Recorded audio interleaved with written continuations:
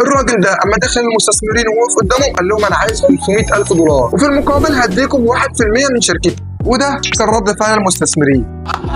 ما فرقش معاه وبدأ يشرح لهم فكرة منتجه العبقري وقال لهم أنا عندي الاختراع ده عبارة عن إزازة مية، مش أي إزازة مية، ده مدعوم بالأشعة فوق البنفسجية، والأشعة دي اللي بيستخدموها في تعقيم الأدوات الصحية، وده الشيء اللي مش موجود في الأزاز العادية. الاختراع بتاعه ده بقى كان بيعمل على تعقيم وتنظيف المية كل ساعتين أو زي ما أنت بتحب، ودي كانت بتنقي المية بنسبة 99.99%. وبالنسبة للعرض اللي انتوا ضحكتوا عليه، المنتج ده محقق في شهر واحد بس مليون 700,000 دولار. أيوة طيب بما إنك مش محتاجنا ومنتجك أصلا ناجح، ليه جيت لنا؟ هو الفكرة إن الطلب على المنتج بتاعي مرتفع جدا جدا، وأنا ما عنديش القدرة المالية إن أنا أصنع الكميات المطلوبة مني. وهنا حسوا المستثمرين إن دي فرصة ما ينفعش يضيعوها. المستثمرين بدأ كل واحد فيهم يقدم عرض أقوى من التاني. قال لهم أنا هوافق على العروض بتاعتكم كلها بس بشرط هدي كل واحد فيكم 2%. بالمناسبة الشخص ده كان أول شخص